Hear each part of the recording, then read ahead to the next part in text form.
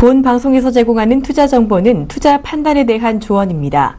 방송에서 제공하는 주식의 가치, 가격 상승 및 가격 하락에 대해서는 방송사에서 보장하지 않습니다.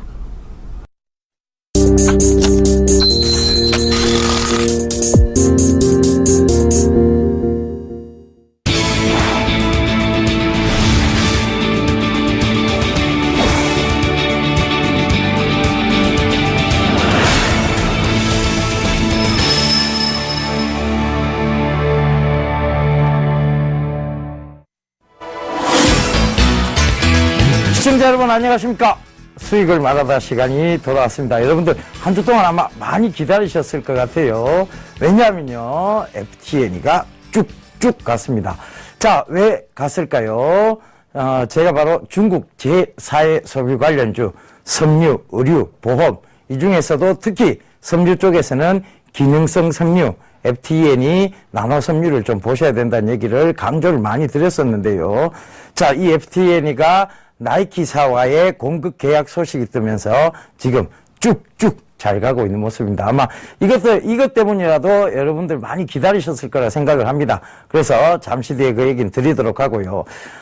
날씨가 많이 쌀쌀해졌습니다. 일교차가 많이 심합니다. 그러다 보니까 저도 감기가 살짝 걸렸는데 여러분들도 감기 조심하십시오. 일교차가 많이 심하다 보니까 조금 옷을 조금 얇게 입고 나가면 바로 감기에 걸리십니다. 그리고 독감 예방 주사는 꼭 맞으시길 당부드리면서 이제 여러분들께 본격적으로 수익을 말하다 시간 시작하도록 하겠습니다. 자, 수익을 말하다 저희가 계속 이어오면서요 시황에 대해서 늘 먼저 짚어드렸습니다.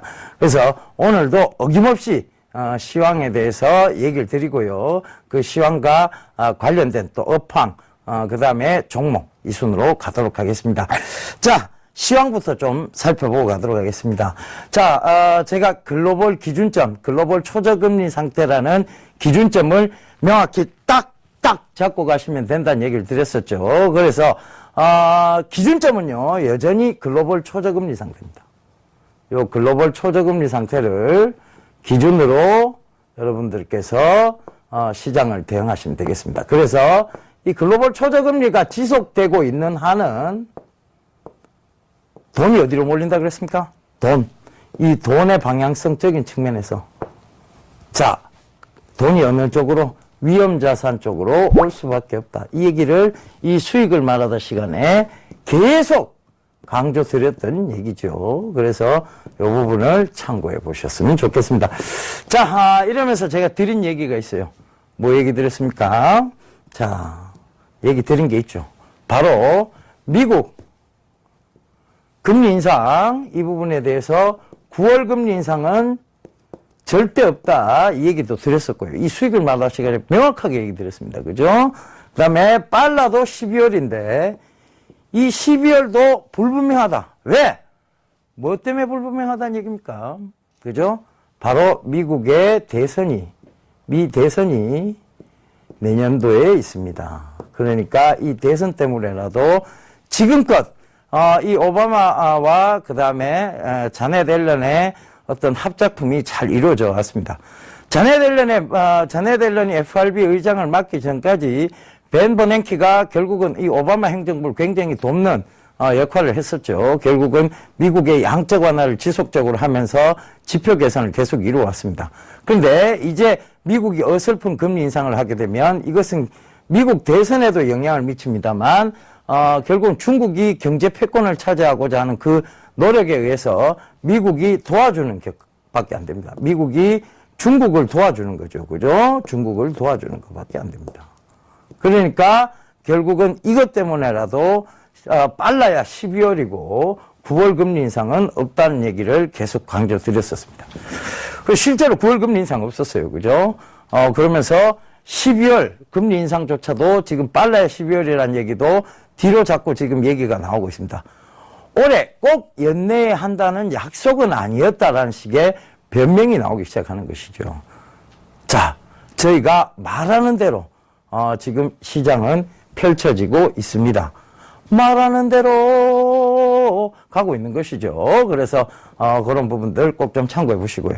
자, 그래서 지금 대외 변수적 요건에서의 가장 영향을 미칠 만한 미국의 금리 인상은 이제 시장에서 뒤로 늦춰지면서 불확실성 요소가 제거가 됐다는 얘기죠. 어느 정도 사라졌다는 얘기입니다. 그러면 그 외에 외생 변수적 요인이 또 뭐가 있을까에 대해서 우리가 한번 살펴보자고요.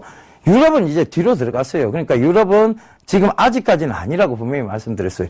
유럽은 빨라야 2년 후에, 그죠? 2년 후에, 그죠? 2년 후에, 바로 그게 이루어질 수 있다. 그러니까 뭐가? 유럽 붕괴. 유럽 붕괴에 대한 조짐은 언제? 붕괴에 대한 조짐은 2년 후에나 나올 수 있을 법한 얘기다라고 말씀을 드렸습니다. 그러니까 그 부분도 참고를 해보세요. 이 유럽이 2년 후에 왜 이혼에 대한 얘기가 나올 수밖에 없어요. 그들이 어찌되었건 같이 한번 잘 살아보자고 뭉쳤습니다. 그런데 누구는 열심히 일하는 반면에 누구는 계속 놉니다. 그러면서 돈은 더 받아가길 원하죠. 이러면 결국은 이 결혼 생활은 유지될 수가 없습니다. 그렇다면 그들은 결국은 파경에 이를 것인데 그 파경이 나오는 시점이 2년 뒤가 될 수 있다. 왜?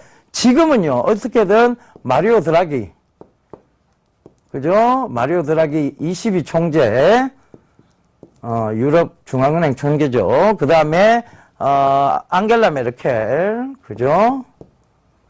앙겔라 메르켈, 독일 총리죠. 앙겔라 메르켈이 어떻게든 이 상황을 막아 나가고 있습니다. 그죠? 막아 나가고 있어서, 지금은 파경을 맞이하기가 힘든 상황입니다. 왜냐하면 그들이 어떤 정치적 입지를 생각해서라도 이 상태를 유지하고 가려고 하죠.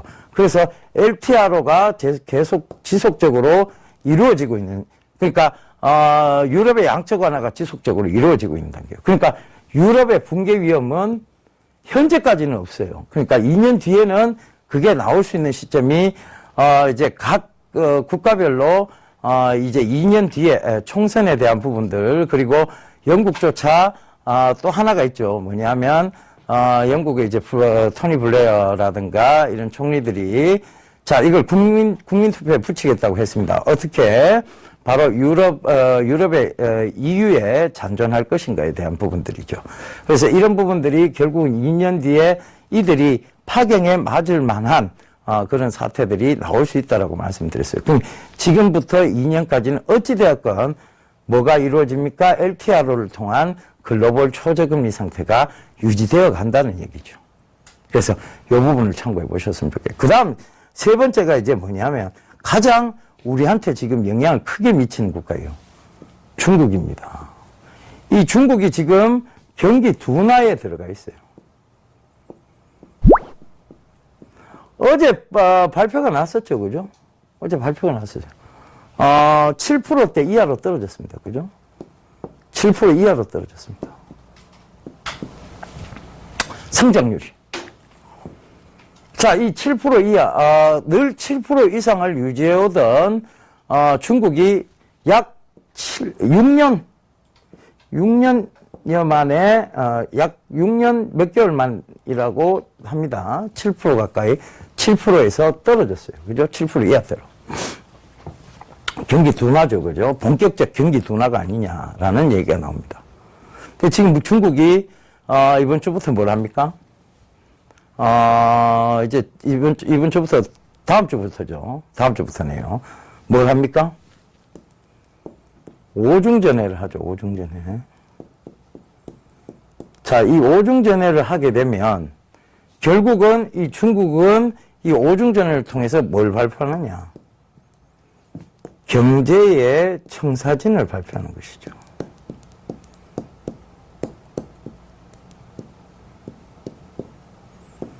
자, 이렇게 한번 생각해 보자고요.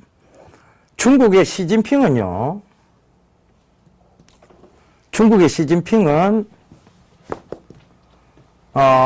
법학도 출신입니다. 그죠? 법학도 출신입니다. 청와대학의 법학과를 나왔죠. 그죠? 법학도 출신이고, 그의 부인은, 펑리위안이라고 해서 가수 출신입니다. 자, 어찌됐든 지금 중국을 이끌어가고 있는 주석이, 법학도 출신이에요. 그러다 보니까 제일 먼저 뭘 했습니까? 부패 척결을 한 거예요. 그죠? 부패 척결. 여기에 중점을 뒀습니다. 저도요, 법학과를 나왔죠. 법학도 출신들이 가장 먼저 하는 게 뭐냐면요. 정비예요. 제도적 정비. 이걸 먼저 하고 싶어 합니다. 저 역시 마찬가지일 거예요. 제가 뭐 정권을 잡을 일은 없습니다만은, 제가 만약 정권을 잡게 된다면, 저도 제도적 정비를 먼저 할 거예요. 제도 정비.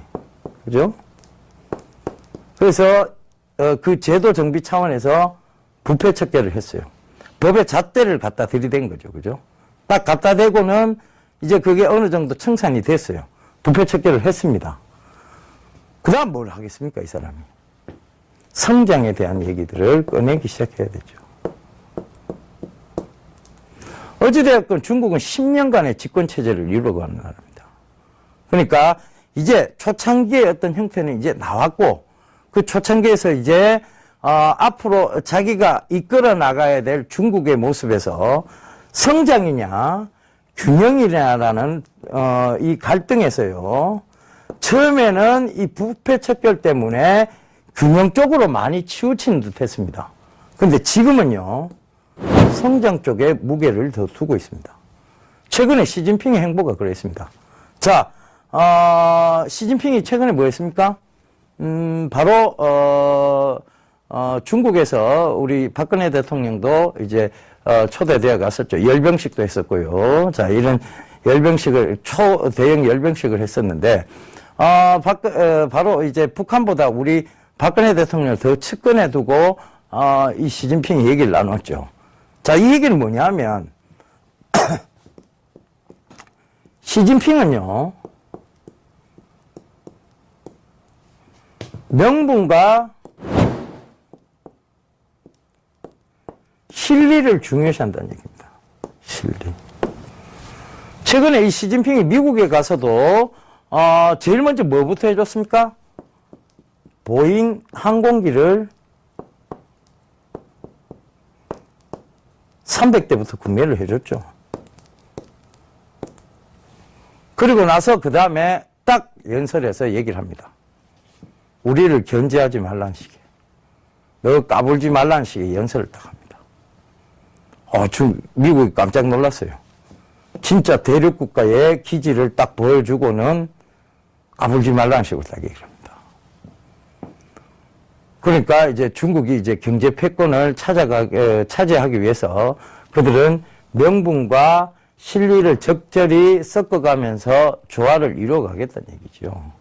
그러니까 이 시진핑의 어떤 정치적 행보, 그 다음에 경제 구상 이런 것들이 어느 정도 이제 눈에 보이기 시작합니다.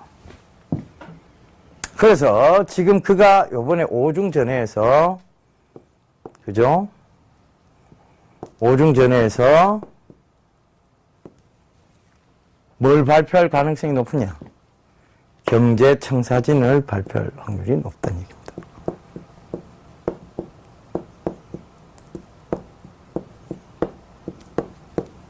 그죠? 경제청사진. 그러면 뭐가 나오겠습니까? 뭐가 나올까요?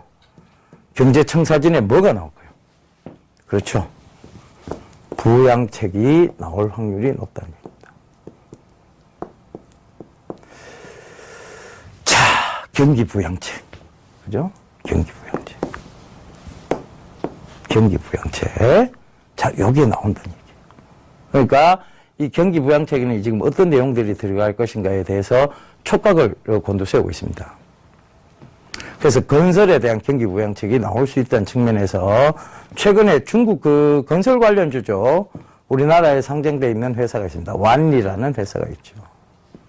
이 완리는 타일 회사입니다. 중국의 타일 회사입니다. 타일.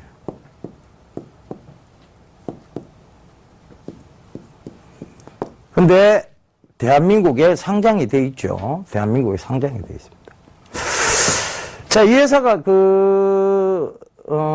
바로 IR을 개최도 했었고요.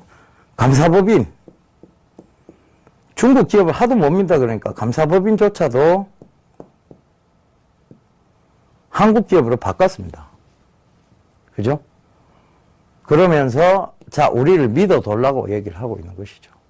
그러면서 지금 중국이 경기부양, 즉 오중전에서 경기부양책이 나오면 바로 이런 부분들이 중국의 타일회사가 영향을 받을 수 있지 않겠냐. 즉 좋은 주가에 좋은 영향이 있지 않겠느냐는 얘기가 나오기 시작합니다. 차트 한번 볼까요? 차트 잠깐만 완리 차트만 좀 보고 가도록 하겠습니다. 완리 보시게 되면요, 최근에 이제 급등세가 좀 나왔어요. 그래서 투자 과열이라는 앞에 열자라는 딱지가 딱 붙었습니다. 투자 과열이죠, 그죠? 그런데 지금 많이 오른 것조차 없습니다. 이 주봉을 살펴보면요, 최근에 이제 그 2015년도 14년도 연말이었죠. 4,700원까지 올랐다가 다시 빠졌어요, 그죠? 다시 빠졌다가 지금 다시 이제 재상승 구간에 와 있는데, 이것은 철저하게 중국 오중전화 때문에 지금 미리 작용을 하기 시작한 것입니다. 실제적으로요, 이 미리 작용을 해서 경기 부양책이라는 것이 탁 튀어나오게 되면 어떻게 되겠습니까? 완리는 또 한 번 급등세가 나올 수도 있다는 얘기예요. 왜? 지금 그들 기업이 이제 모습들이 바뀌어 나가고 있습니다. 이런 걸 이제 우리가 흔히 뭐라고 이때까지 불렀는가 하면요, 완미, SNC 엔진그룹, 차이나 하오란, 차이나 그레이트, 중국 원양자원, 웨이포트, 이런 회사들은 중국 회사임에도 불구하고 대한민국에 상장되어 있던 회사입니다. 그런데 이 회사들이요, 불신에 의해서 차이나 디스카운트라는 묘한 상황을 겪어왔습니다. 근데 그 묘한 상황들이 이제는 조금씩 그 불신의 벽들이 허물어져 가는 것이죠. 우리가 중국 제품에 대한 불신벽들이 조금씩 허물어져 가는 것처럼 말이죠. 그래서 그런 부분들도 좀 참고를 해보신다면, 오늘 기사에서 제가 우연찮게 봤습니다. 중국에 이제 샤오미죠. 화웨이하고 샤오미를 자꾸 섞으려고 합니다. 샤오미죠, 그죠?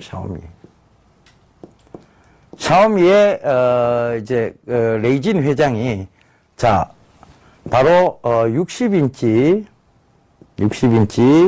FHD 풀 HD TV입니다. FHD TV를 자 보급형을 100만 원 이하의 가격에, 우리나라 돈은 100만 원 이하 가격에 공급하겠다 발표를 했습니다. 야, 샤오미가 이제 드디어 TV까지 침해를 해 들어갑니다. 여러분, 제가 이 수익을 말할 시간에, 발통을 한번 타고 나왔죠. 왕발통이라고 불리는 셰그웨이의 제품을 타고 나왔습니다. 그 셰그웨이를 인수한 회사도 샤오미입니다. 제가 그 센서 시장을 설명드리면서 타고 나왔었는데요. 이제 그 자이로 센서에 대한 얘기를 드렸었죠. 그죠? 그걸 설명드리면서 타고 나왔었는데, 그, 셰그웨이를 인수한 이 샤오미가, 1인용, 전동 자전거죠. 그죠? 그거를 30만원대 이하로 보급을 하게 됩니다. 파격적인 가격 할인이죠. 그들만이 할 수 있는 파격적인 가격 할인. 결국은 중국의 싼 인력과, 그리고 그들이, 발빠르게 대처한 덕분에 샤오미는 이제 글로벌 기업으로서의 모습들을 점점 갖춰나가고 있습니다. 그러다 보니까 중국 기업에 대한 인식들이 달라지기 시작하는 것이죠. 물론 아직까지 그들의 재무제표를 사실상 저는 못 믿겠습니다. 지금 여기 대한민국에 상장되어 있는 중국 기업 중에 일부는 K만 군도라는 쪽에 법인 회사를 가지고 있는 회사들이에요. 이 페이퍼 컴퍼니가 아니냐는 생각도 많이 듭니다. 실제적으로 중국에 기업을 두고 있으면서 왜 이 법인 자체는 K만 군도에 두고 있는지 그것도 이해가 사실 잘 안 되고요. 하지만 어찌되었건 인식은 바뀌어 나가고 있다는 것이죠. 그래서 그런 부분들을 참고해 보신다면 지금 차이나 디스카운트로 분류되었던 완미, 웨이포트, 그 다음에 차이나 하오란, 차이나 그레이트, SNC 엔진그룹 이런 종목군들은 여러분들이 좀 보실 필요가 있지 않느냐. 중국 원양자원도 괜찮은데요. 중국 원양자원 워낙 저는 믿지 못하겠습니다. 사실 그 기업을. 워낙 재무제표도 이때까지 잘 맞지도 않았고요. 그다음 두 번째는 뭐냐면 갑자기 뜬금없는 대규모 유상증자를 하는 거. 그 다음에 아직까지 감사법인이 그들 중국 자국의 감사법인을 쓰고 있다는 거. 자, 이 여러 가지들이 중국 원양자원의 리스크를 말해주고 있는 것이죠. 그래서 아직까지 믿지 못하겠어요. 그래서 중국 원양자원을 빼고 지금 나머지 종목군들을 차이나 디스카운트 종목군들을 말씀드렸으니까요. 여러분들 유심히 한번 보셨으면 좋겠습니다. 자, 우리에게 가장 영향을 많이 미치는 기업입니다. 많이 미치는 국가. 그것이 바로 중국이죠. 근데 이 중국이 앞서 말씀드린 바와 마찬가지로 그들은 경제 부흥을 이끌고 그들이 세계 경제의 패권을 찾아오기 위해서 분명히 이번 오중전회를 통해서 경제 청사진을 제시할 것이고 그 청사진을 통해서 그들은 확고부동한 경기 부양의 의지를 보여줄 것입니다. 이것은 우리 국가의 우리 대한민국의 주가에 긍정적이면 긍정적이었지 부정적 영향을 미치지 않을 요인이라는 것도 분명히 아셨으면 좋겠습니다. 그러면 이런 모든 부분들에서 리스크가 되는 종목이 있을 거고 그 다음에 베네핏이 좀 되는 종목이 있을 거예요. 그죠?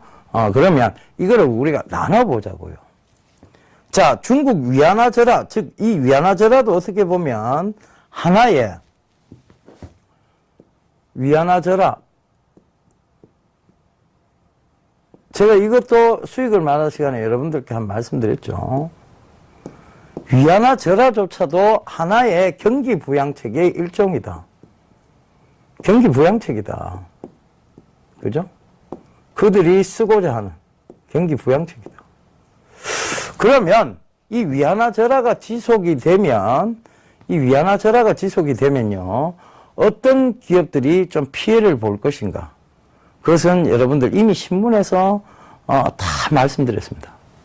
제가 여러분 아침 8시 10분마다 나와서 신문을 읽어드리고 있습니다. 오늘도 이 위안화절하가 피해가 될 수 있는 종목군들에 대해서 말씀드렸죠. 바로 뭐냐? 철강, 조선, 정유입니다. 자, 이것들은 위안화절하의 피해가 직접적인 피해주라고 보시면 됩니다.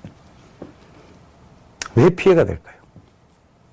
그들하고 경쟁체제에 있는 기업들이기 때문에요. 그러니까 어떤 누군가의 통화가치가 있잖아요. 그러니까 통화가치를 생각했을 때 경쟁이 되는 국가의 제품들이 그 통화가치 때문에 싸지는 역할. 지금도 그렇지 않아도 중국이 저가 철강, 저가 조선셋, 저가 그 다음에 정유 때문에 치매가 들어오고 있는데 거기다 가격이 더 싸지는 거예요. 뭐 때문에? 위안화절하 때문에. 그러면 국제 경쟁력을 잃겠죠. 누가? 대한민국의 철강, 조선, 정유화학주들이, 정유주들이. 그죠?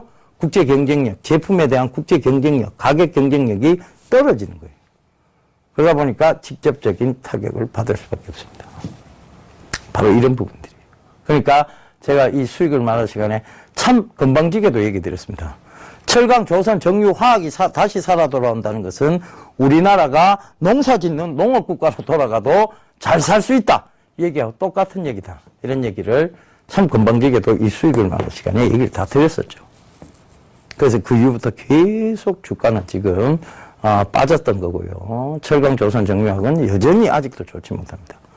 들다가도 기술적 반등이라는 느낌을 강하게 줄 만큼 다시 빼버리고를 반복하고 있습니다. 그래서 이런 부분들도 참고를 해보셨으면 좋겠습니다. 그러니까 어찌되었건요, 이 주식시장은요, 산업과 산업 간이 치열하게 싸움을 펼쳐서 이긴 놈의 주가는 올라가고 떨어진 놈의 그러니까 패한 놈의 주가는 떨어지게 돼 있습니다. 그것이 바로 이 산업 싸움의 결과물이 되는 것이죠. 삼성전자하고 삼성전자의 갤럭시하고 애플의 아이폰이 싸웁니다. 자, 진짜 주먹 다짐 하는 거 아니죠?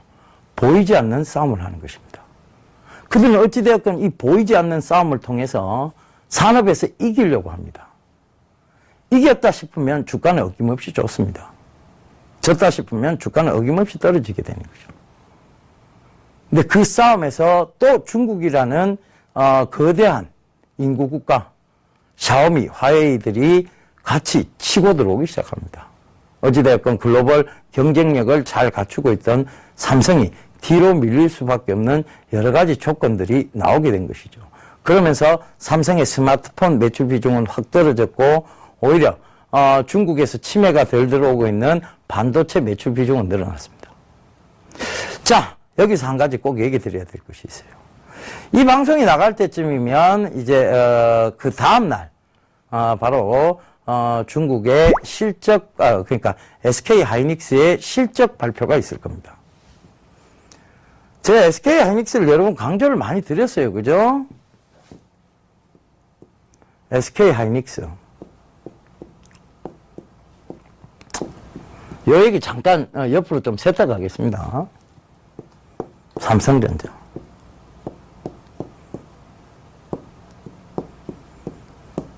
자, 이 둘의 차이가 뭘까요? 이 삼성전자는 종합가전의 개념이고, 그죠? 종합가전, 반도체, 이렇게 보면 되고.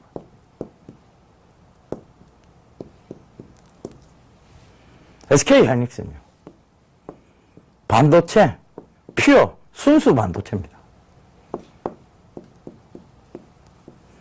기술력은요, SK 하이닉스가 층기술력, 즉 D램의 층기술력으로 따지면 더 월등히 높습니다. 그리고 삼성전자의 반도체 생산 능력의 약 2배 가까이가 되는 생산 능력을 갖추고 있습니다. 그죠?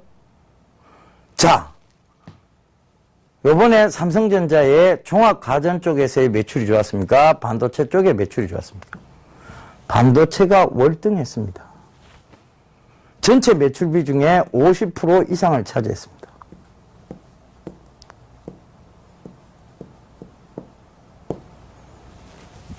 야, 삼성전자가 이렇게 반도체가 좋은데 SK 하이닉스는요?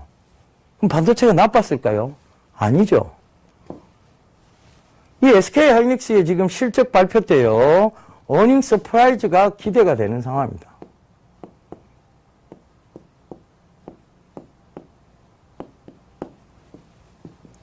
어닝. 그죠? 어닝. 뭐? 서프라이즈. 그죠?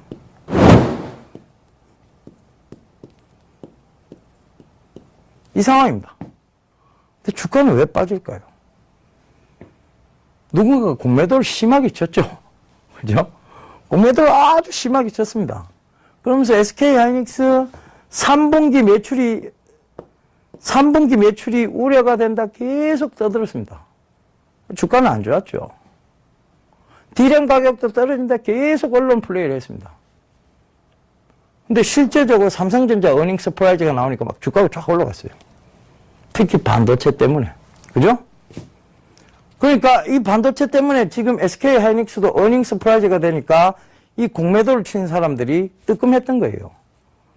다시 사려고 하는 생각보다는 그 텀이 필요했던 겁니다. 그러니까 4분기가 걱정된다고 또 얘기를 합니다.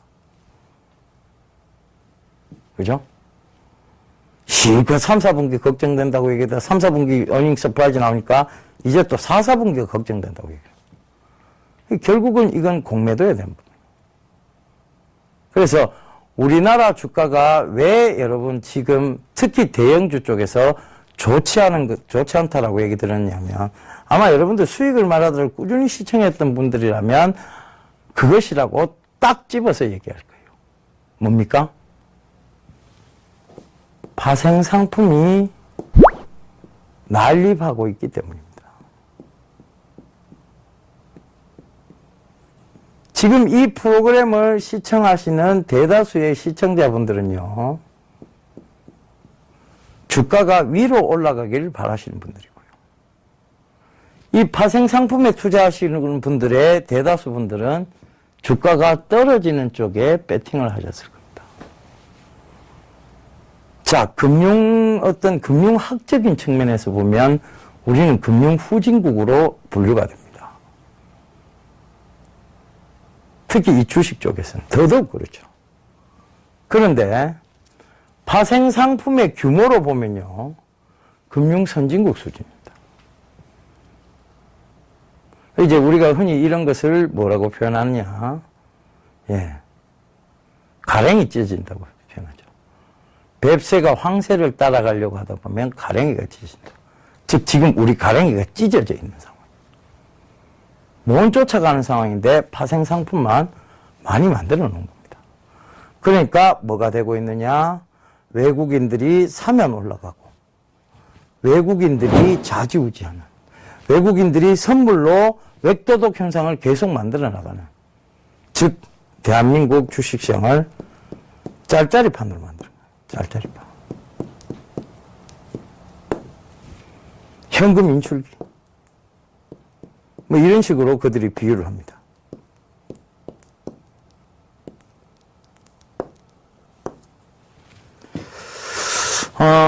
제가 뭐 얘기 옆으로 잠깐 셀 수도 있는데요. 제가 무역회사를 하면서 경험했던 일을 잠깐 들려드리고자 합니다. 제가 무역회사를 할 때요, 그들이 이런 얘기를 합니다. 미국인들이 한 얘기예요. 세계적으로 똑똑한 민족이 두 민족이 있다. 하나는 유태인. 그죠? 하나는 한국인인데, 그죠? 여기에 대해서 극명하게 비추는 얘기를 하나 딱 합니다. 뭐냐? 유태인이 갇혀있는, 유태인이 2명 갇혀있는 감옥은 50명의 보초를 세워야 된다고 합니다. 한국인이 50명 갇혀있는, 감옥에는요, 보초를 1명만 세우면 된다고 합니다. 되게 기분 나빴습니다. 이 얘기를 들었을 때. 그래서 왜 그러냐를 물어보기도 전에 해답은 이미 알고 있었습니다. 왜? 유태인들은요, 그들끼리 서로 도웁니다. 그러니까 2명이 갇혀 있어도 누구 1명을 내보내기 위해서 그들이 서로 돕겠죠. 근데 그들 얘기로는 한국인들은요, 자기들끼리 경쟁한다고 얘기합니다. 실제로 이런 어떤 무역 쪽에 가보면 이런 경우가 많아요. 많습니다. 우리가 굉장히 불합리한 계약 구조를 가져오는 게 어떤 건가 하면요, 처음에 어떤 브랜드를 런칭해서 누가 잘 키워놓습니다. 제품이 잘 팔리죠. 그럼 다른 한국인이 들어갑니다. 그러면서 AS 조건을 없애버립니다. 그리고 또 다른 또 한국인이 또 그 제품의 판권을 가져가기 위해서 제품 가격을 터무니없이 올려줍니다.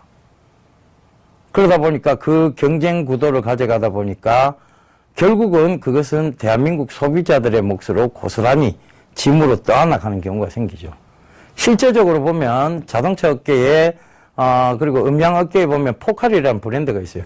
그 브랜드 대한민국 내에서는 AS가 안 됩니다. 그 수입업자들이 AS 조건을 다 없애버린 것이죠.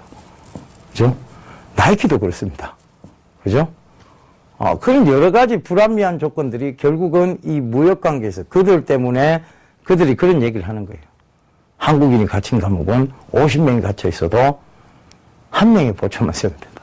서로 끌어내리려고 하기 때문이다. 이런 얘기를 하죠.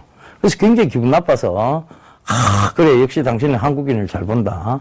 당신은 역시 VIP다. 이런 얘기를 해줬습니다. 그래서 보통의 VIP는 very important person인데, 당신은 very impolite person이다. 그러니까 굉장히 불공손한 놈이다. 이런 얘기를 해주고 그냥 나와버렸습니다. 자, 이런 경우들이 있어요. 그러니까 결국은 뭐냐 하면, 이 얘기의 일화를 왜 들려드리냐면요. 결국은 지금 우리가 지금 처한 현실이 이런 파생 상품을 너무 많이 만들었기 때문에 이 파생 상품 갖고 그들한테 휘둘리는 장이 돼버렸던 거예요. 똑똑하지만 경쟁이 너무 심한 나라. 그게 그들이 이용하고 있는 측면입니다. 외국인들이 잘 이용하죠, 이것들을. 그래서 외인들에 의해서 좌지우지되고 있는, 그죠? 그런 장이 계속 열리는 것입니다. 어떻게 보면 참 비참한 얘기고요. 그죠? 그래서 제가 늘, 이 수익을 말할 시간에, 토빈 텍스를 도입해야 된다. 토빈 텍스. 단기성 한머니 자금에 대해서 과세하는 토빈 텍스, 한국형, 토빈 텍스를 준비를 해야 된다. 이런 얘기를 많이 드렸었죠. 이웃나라 중국만 해도요, 이 파생상품 가지고 좌지우지하려는 공매도 세력에게 경고를 하고 그들에게 과세를 하겠다고 나섰습니다.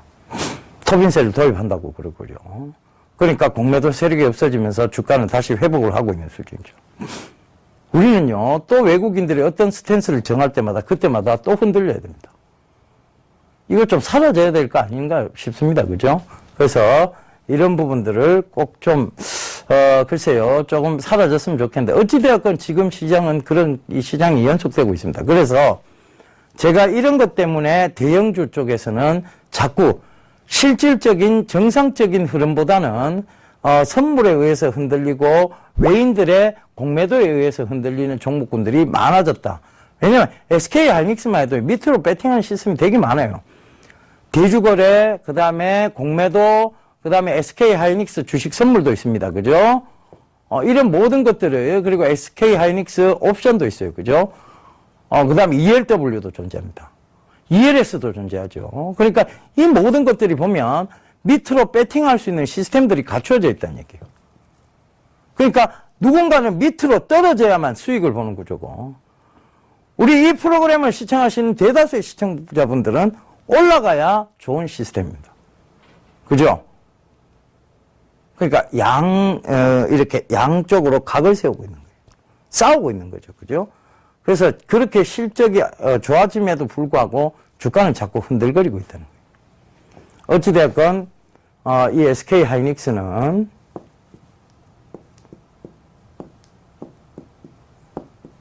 22일 실적 발표를 앞두고 있고요. 어닝 서프라이즈라는 점 참고하시면 좋겠습니다.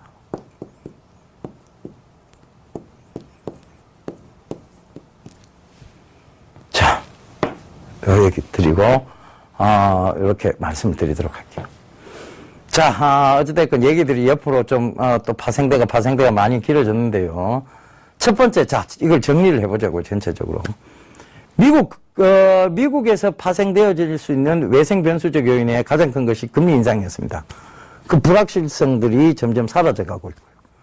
유럽은 지금 LTRO를 계속 이어져 가고 있기 때문에 그 불확실성도 없다고 보는 것이 마땅합니다. 그럼 지금 우리한테 가장 영향을 많이 미치고 있는 중국, 그죠? 중국은 경제 패권을 차지하기 위해서 이번 오중전에서 경제 청사진을 제시할 것이다. 그것은 경기 부양책이 될 확률이 높다. 그렇다면 이것은 외생 변수적 요인으로 봤을 때 리스크는 하나도 없다는 얘기입니다. 악재 소멸이라는 얘기죠. 그죠? 그럼 지금부터 주가는 계속 올라간다고 말씀드렸는데 실제로적으로 지금 주가가 계속 올라가고 있습니다. 잘. 그래서 그런 부분들을 꼭 좀 참고를 해보셨으면 좋겠습니다. 자, 여기까지가 시장에 대한 얘기입니다. 어찌됐건 시장은 지금 글로벌 초저금리 상태라는 기준점 딱 잡고 그 상황에서 올라올 수밖에 없는, 즉 위로 올라올 수밖에 없는 돈의 방향성적인 흐름을 갖추고 있는 것이고요. 그죠? 위험 자산으로 쏠릴 수밖에 없는 그런 흐름을 가지고 있습니다. 그러니까 시장은 올라올 수밖에 없는데 그럼 어떤 업황을 봐야 되느냐에 대한 부분입니다. 업황적인 얘기를 해봅시다. 앞서 말씀드린 바와 마찬가지로 중국이 제일 중요합니다. 중국으로부터 침해받고 있는 산업이 있죠. 중의 침해 산업군. 이건 일단 피하셔야 돼요.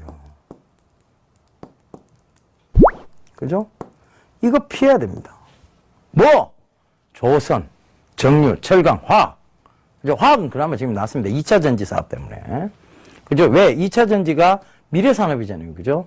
결국은 펼쳐질 수밖에 없는 전기차 시장에 대한 부분들을 얘기하고 있기 때문입니다. 자, 어찌되었건 중국으로부터 침해당하고 있는 산업군 피하셔야 된다. 그럼 중국으로부터 좋은 산업군은 뭐가 있느냐? 이들은요, 중국, 늘 말씀드린 게 뭐냐면 인구 국가입니다. 6.25 때 인해 전술로 막 밀어붙이고 내려왔던 나라. 그것이 바로 중국이죠. 지금도 중국은 세계 최대 인구를 자랑합니다. 14억 인구라고 얘기합니다. 거의 14억. 이들은 인구 컨센서스가 불가능하다고 합니다. 인구 컨센서스 하는 동안 이미 또 애들이 또 태어나고 또 죽어가고 있기 때문이죠. 그죠? 자, 이 14억 인구예요. 그죠? 이 인구들, 어마어마한 인구들이 뭘 하기 시작했느냐? 소비를 하기 시작한 거예요. 자, 그럼 해답은 나왔습니다. 중국 소비 관련주라는 얘기입니다. 자, 여기서 말씀드렸던 게 있었죠. 중국에 1대 소비 관련주가 있었고, 2대 소비 관련주가 있었고, 3대 소비 관련주가 있었고, 4대 소비 관련주가 있었다. 자, 이 4소비 관련주를 최근에 이 수익을 말하다 시간을 통해서 얘기 드렸고요. 섬유, 그죠? 의류, 그죠? 보험 얘기를 드렸습니다. 그들이 잊기 시작했고, 그들이 도시로 나오면서 고향에 계신 부모님에게 효도하기 위해서 보험을 들기 시작했다. 자, 여기서 차트를 한번 보고 합시다. 그때 당시에 이제 손보사, 생보사에 대한 부분들을 말씀드리면서요, 말씀드렸던 종목군들이 있어요. 자, 하나손해보험. 보시게 되면 지금 신고가를 계속 만들어가면서 우상향을 가고 있습니다. 그죠? 자, 우상향 계속 만들어가고 있는 거예요. 자, 그 다음, 롯데손해보험. 손보사입니다. 역시 마찬가지죠. 일봉을 한번 살펴보겠습니다. 이제 박스권을 뚫고 올라가는 모습입니다. 그죠? 자, 그 다음, 하나손해보험, 롯데손해보험 살펴봤고요. 자, 이 손보사 중에 하나 더, 동부화재. 계속 지금 말씀드리고 난 이후부터는 계속 올라가고 있습니다. 어찌되었건 우상향을 딱 만들어가고 있는 것이죠. 자, 그 다음에 생보사들입니다. 동양생명. 생보사들이 조금 좋지 못하네요. 그죠? 그 다음에 하나생명. 그죠? 그래도 주가가 나쁘진 않았어요. 그죠? 그 다음에 세 번째 좀 좋았던 것이 결국은 삼성생명. 삼성생명은 지금 이제 본격적으로 올라오기 시작하는 것입니다. 그죠? 또 하나 살펴볼 게 뭐냐면 의류 관련주 중에서 제가 꼭 봐야 된다는 것이 있었죠. 그죠? 바로 나노섬유, 기능성 섬유 보셔야 된다고 얘기 드렸습니다. FTN이. 그때 말씀드렸던 구간이 3,000원 초반이었고요. 지금 오늘 종가가 6,630원입니다. 5,630원이네요. 그죠? 수익률이 몇 프로 나왔느냐면 80%대가 가까이 나왔습니다. 한 종목에. 집중 투자해서. 가족분들이 지금 난리가 났습니다. 그죠? 한 종목에 집중 투자한 종목이 80% 수익률이 나왔습니다. 어마어마한 수익률이죠.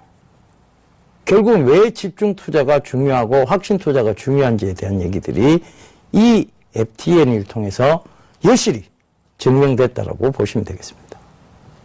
자, 그 다음 말씀드렸던 것이 바로 이제 대선이 시작되은 거나 마찬가지다. 어디에서? 주식시장에서는. 그래서 지금 대선 관련주로 봤을 때는 누가 가장 대선 관련주 중에 강하게 올라올 수 있느냐에 대해서는 안철수 관련주라고 분명히 얘기를 드렸습니다. 참 이 수익을 말할 시간에 이 얘기를 드린다는 거 참 어려웠습니다. 어떻게 보면 PD님한테 허락도 받아야 되었었고요. 그래서 이 대선 관련주를 다루는 것은 사실상 어느 방송사나 좀 기피하고 있는 상황입니다. 그런데 대선 관련주는 뭐가 중요하다고 계속 강조드렸냐면 선점이 중요하다. 얘기를 드렸었죠. 그래서 5종목 딱 안철수 의원 관련주로 5종목 딱 짚어드렸습니다. 그거 흐름 잠깐 살펴보고 가도록 하겠습니다. 차트 볼게요. 자, 제일 먼저 강하게 치고 올라온 종목이 오픈베이스였습니다. 말씀드리고 난 이후 가격 제한폭까지 한번 오르면서 어마어마한 지금 수익률이 나오기 시작했습니다. 한참 말씀드렸던 그 방송이 나갔을 무렵쯤은 9월 중순쯤이 되겠죠. 그죠? 그때부터 1,600원대부터 지금 최근에 2,800원까지 올라갔다가 지금 현재 가격도 2,300원입니다. 자, 그 다음 또 하나 말씀드렸던 종목 있죠. 바로 지금 강하게 올라오고 있는 솔리드입니다. 솔리드도 마찬가지예요. 6,000원, 5,800원 거기서 말씀을 드렸는데 지금 7,450원까지 올라갔다가 지금 밀려 내려왔습니다. 밀려 내려와도 결국은 6,600원대예요. 굉장히 강한 모습이죠. 그죠? 자, 최근에 가족분들하고 이 오픈베이스와 솔리드는 이미 반 차익을 했습니다. 또 차익 실은 반을 했죠. 그리고 다시 재매수 시점을 잡아 들어가고 있습니다. 그 다음에 그럼 다물 멀티미디어는요. 계속해서 지금 좋은 모습을 보이고 있습니다. 급등세 이후에도 즉 급락이 나오지 않고 계속 주가는 상승하고 있죠. 그 다음에 또 하나 바로 지금 닉네트, 그죠? 닉네트 역시 마찬가지입니다. 계속해서 주가가 우상향으로 올라오고 있는 모습이죠. 자, 하나 더 볼까요? 써니전자입니다. 이것도 우상향으로 지금 계속 올라오고 있는 중이에요. 그러니까 이런 부분들을 여러분들께서 참고해 보신다면 결국은 뭐다? 앞으로 무슨 대선 관련주든지 뭐가 중요하다? 선점이 중요하다. 그 선점에서 이런 즉 지금 이대로 여러분 새정치민주연합이 이대로 선거를 치르게 되면 패하는 것은 불을 보듯 뻔한 일입니다. 그러니까 안철수 의원이 지금 지난 주말에 나와서 뭐라고 얘기했느냐? 문재인 의원을 가장 크게 도운 사람은 본인이다. 본인이다. 이런 얘기를 했어요. 왜? 내가 대선을 양보하지 않았느냐? 지난 대선 때. 후보를 양보하지 않았느냐? 이번에 네가 양보해라. 이 얘기입니다. 박원순 시장한테도 이 얘기를 할 수 있겠죠. 안철수 의원은. 내가 지난번에 서울시장 양보하지 않았느냐? 이번엔 네가 양보해라가 될 수 있겠죠. 그리고 또 하나.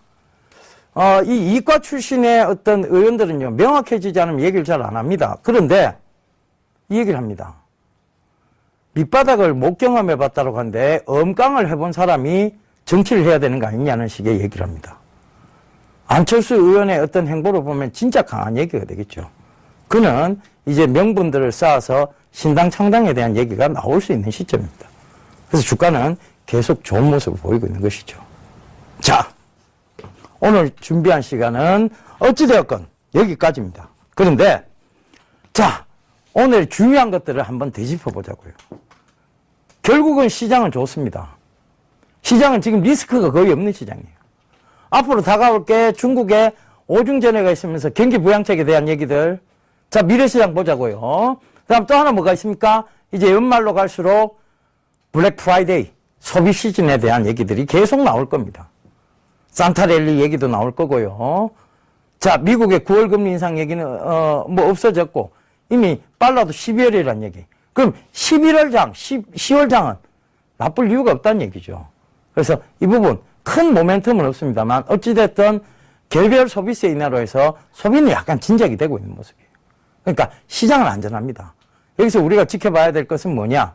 앞으로의 미래산업, 성장산업, 그리고 항상 먼저 준비해 있는, 선점해 있어야 되는 대선 관련 이런 것들을 주목해 보시는 거예요. 자, 다음 주에도요, 조금 더 알찬 내용을 가지고 여러분들 찾아뵙도록 하겠습니다. 감사합니다. 예병군이었습니다.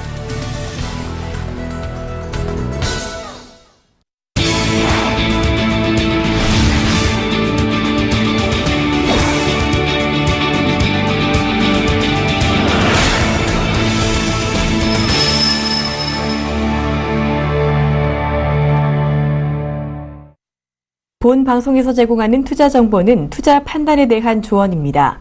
방송에서 제공하는 주식의 가치, 가격 상승 및 가격 하락에 대해서는 방송사에서 보장하지 않습니다.